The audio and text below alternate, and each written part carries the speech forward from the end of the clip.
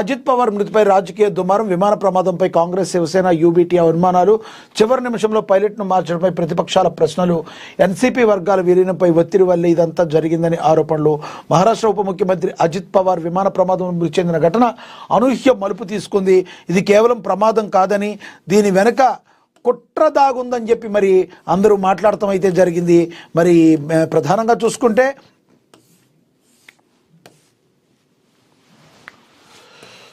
Shiv Sena UBT పార్టీలు సంచలనం చేసే ఆరోపణలు చేయడంతో రాజకీయ దుమారం రేగింది. ఈ ఘటనపై ఉన్నతస్థాయి విచారణ జరపాలని ఆ పార్టీ నేతలు డిమాండ్ చేస్తున్నారు.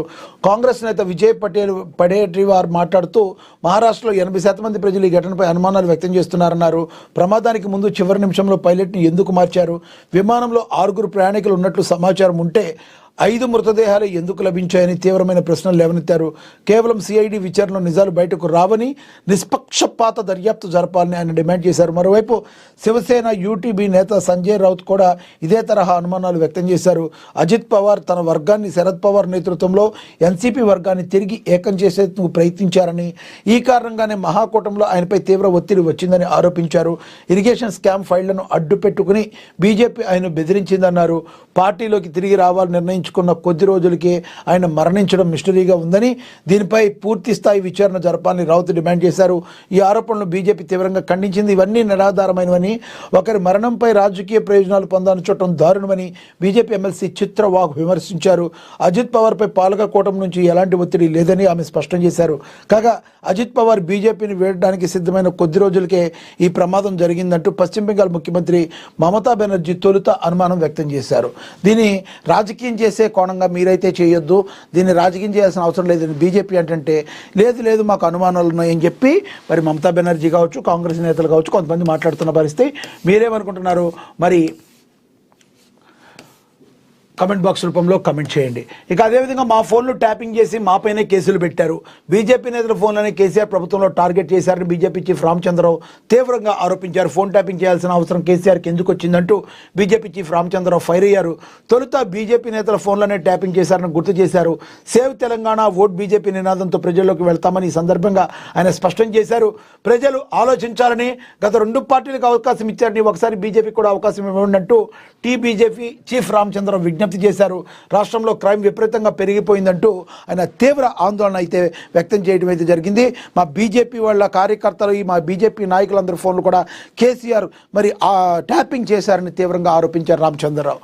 ఇక ఒక గుంటనక్కతో కాంగ్రెస్ ప్రభుత్వం మ్యాచ్ ఫిక్స్ అయిందని చెప్పి మరి కల్వకుంట్ల కవిత మరి జాగృతి అధ్యక్షురాలు తీవ్ర ఆరోపణలు చేశారు. బీఆర్ఎస్ రాచరిక పోకడలు, ఫోన్ ట్యాపింగ్ విచారణ పారదర్శకంగా జరగాలి. తెలంగాణ జాగృతి అధ్యక్షురాలు కల్వకుంట్ల కవిత సంచలనమైన వ్యాఖ్యలు చేశారు. బీఆర్ఎస్ రాచరిక పోకడలు, ఫోన్ ట్యాపింగ్ విచారణ పారదర్శకంగా జరగాలన్నారు. తెలంగాణ జాగృతి అధ్యక్షురాలు కల్వకుంట్ల కవిత ఫోన్ ట్యాపింగ్ కేసులో పారదర్శకంగా విచారణ జరగాలన్నారు. ఇక సోమవారం తెలంగాణ జాగృతి కార్యాలయంలో ఆమె మీడియాతో మాట్లాడారు. కేసీఆర్ సీఎంగా ఉన్నప్పుడు ఫోన్ ట్యాపింగ్ జరిగిందని, అందుకే ఆయన విచారణకు పిలిచారని తెలిపారు. విచారణ ఎవరిని పిలిచినా వెళ్లాల్సిందేనని, చట్టాలకు ఎవరు అతీతం కాదని పేర్కొన్నారు. తాను తప్పు చేయకపోయినా ఈడీ, సిబిఐ విచారణకు వెళ్ళాను, ఇప్పుడు ఫోన్ ట్యాపింగ్ కేసు పిలిచినా వెళ్తానని స్పష్టం చేశారు.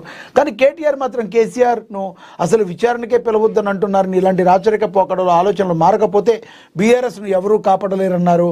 ఫోన్ ట్యాపింగ్ కేసు సాగదీయకుండా విచారణ తుద్దెసుకు తీసుకురావాలన్నారు. అదేవిధంగా కేసీఆర్ను ఫోన్ ట్యాపింగ్ కేసులో విచారణకు పిలిచే పరిస్థితి ఎందుకు వచ్చిందని బీఆర్ఎస్ ఆలోచించుకోవాలని సూచించారు. గుంటనక్కతో కాంగ్రెస్ ప్రభుత్వం మ్యాచ్ ఫిక్స్ అయిందని చెప్పి మరి హరీష్ రావును ఉద్దేశించి పరోక్షంగా మాట్లాడినట్టుగా మనకు తెలుస్తుంది. అందుకే ఈ కేసులో పూర్తి విచారణ చేస్తారని తనకు నమ్మకం లేదని వెల్లడించారు. మున్సిపల్ ఎన్నికల కోసమే కొన్ని రోజులు ఈ కేసును అటు ఇటు తిప్పుతున్నారని, నిజంగా కాంగ్రెస్ చిత్తశుద్ధి ఉంటే మరి 2 ఏళ్లుగా ఎందుకు కేసు ముందుకు నడపడం లేదని ప్రశ్నించారు. ఏడీఐజీసీ సింగపూర్ గేట్వే అనే సంస్థ డేటా సెంటర్ ద్వారా 67,000 కోట్ల పెట్టుబడులు అన్నారని, కానీ ఆ సంస్థ కనీసం వెబ్సైట్ కూడా లేదని కవిత మరి మాట్లాడటం అయితే జరిగింది. ఓవరాల్గా చూసుకుంటే గుంటనక్కతో కాంగ్రెస్ ప్రభుత్వం మ్యాచ్ ఫిక్స్ అయిందని చెప్పి డైరెక్ట్గా అనకపోయినా గుంటనక్క ఫస్ట్ నుంచి ఎవరిని గురించి అంటున్నారో మరి నెటిజన్లందరికీ తెలుసు, సామాన్య ప్రజలందరికీ తెలుసు. కవిత మాట్లాడుతున్న ఈ మాటలని మీరే రకంగా చూస్తారో మరి కమెంట్ బాక్స్ రూపంలో కమెంట్ అయితే చేయండి. ఇక మిగతాది ఎంజీ యూనివర్సిటీలో విద్యార్థుల భోజనంలో గుట్కా ప్యాకెట్ కలకలం రేపింది. హైవేపై ఏబీవీపీ భారీ రాస్తారోకో స్తంభించింది ట్రాఫిక్. వీసీ తీరుపై విద్యార్థులు ఆగ్రహం వ్యక్తం చేశారు. మెయిన్ గేట్ వద్ద తమ గిన్నెలతో నిరసన తెలియజేశారని కూడా ప్రశ్నించారు. ఇక ఓటీటీలోకి శంబాలా సరికొత్త రికార్డు. ఆహాలో 11 రోజుల వద్ద మిలియన్ల స్ట్రీమింగ్ నిమిషాలు జరిగాయని శంబాలా సినిమాగా మరి ఓటీటీకి వచ్చేసిందని కూడా ప్రచురించారు. ఇక తర్వాత కార్యకర్తలే కమలం పార్టీకి పెద్దపీటని, 80% మంది కార్యకర్తలకి కార్పొరేట్ టికెట్లని, సర్వే నివేదికల ఆధారంగా టికెట్లు ఖరారు చేసిన త్రిసభ్య కమిటీ, 66 మంది అభ్యర్థుల జాబితాను విడుదల చేసిన బీజేపీ రాష్ట్ర నాయకత్వం.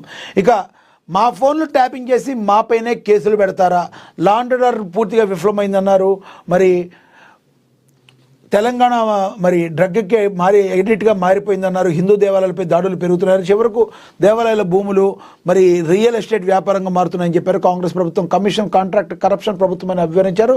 ఇది 40% కమిషన్ ప్రభుత్వం అని వ్యంగ్యంగా మరి మాట్లాడటం అయితే జరిగిందని మాట్లాడారు. ఇక ఓవరాల్గా చూసుకుంటే అదేవిధంగా దక్షిణాది రాష్ట్రాలకు పెరిగినున్న పన్ను వాటా, 16వ ఆర్థిక సంఘ సిఫార్సులు అమలు, ఏపీ తెలంగాణకు పెరిగిన నిధులు అని కూడా ప్రచురించడం అయితే జరిగింది. జీవితాన్ని ప్రేమించండి, నిరాశ ద్వేషించండి అని మనం ఇందాక ఆల్రెడీ చెప్పుకున్నాం. ఈటెల రాజేందర్ ఏవైతే మాట్లాడారో దాని గురించి అయితే మాట్లాడాం. ఇక గోదావరి పుష్కరాలపై సమావేశం. మరి రానున్న గోదావరి పుష్కరాలకు తగిన ఏర్పాట్లు చేయాలని జిల్లా కలెక్టర్ అభిలాష్ అభినవ్ అధికారులను ఆదేశించారు. సోమవారం కలెక్టరేట్లోని సమావేశ మందిరంలో గోదావరి పుష్కరాల ఏర్పాట్లపై సంబంధిత అధికారులతో మరి చర్చించారు. అదేవిధంగా నల్గొండలో సింహగర్జన 18వ డివిజన్లో మారుతున్న సీన్. కాంగ్రెస్ రెబల్ అభ్యర్థి ఆలకుంట్ల ఝాన్సీ రాణికి పెరుగుతున్న మద్దతు. బరిలో నుంచి తప్పుకుని మద్దతు ప్రకటించిన చిగుర్ల లలిత సురేష్. తాజా మాజీ కౌన్సిలర్ తీరుపై ఓటర్ల ఆగ్రహం, వసూళ్ల పర్వంపై చర్చ. కార్పొరేషన్లో సగానికి పైగా డివిజన్లో ఏఐఎఫ్బి అభ్యర్థులే ఉన్నారు అని చెప్పి కూడా ప్రచురించడం అయితే జరిగింది. ఇక అదేవిధంగా మరి చూసుకుంటే కరీంనగర్ జిల్లాలో సీఎం రేవంత్ రెడ్డి పర్యటించనున్నారు. ఈ నెల 5వ తేదీన ముఖ్యమంత్రి రేవంత్ రెడ్డి కరీంనగర్ జిల్లా పర్యటన పురస్కరించుకున్న ఏర్పాట్లు ముమ్మరంగా సాగుతున్నాయి. ఇందులో భాగంగానే సోమవారం చొప్పదండి నియోజకవర్గంలోని గుమ్లాపూర్ సభా ప్రాంగణం, హెలిప్యాడ్ పార్కింగ్ స్థలాలను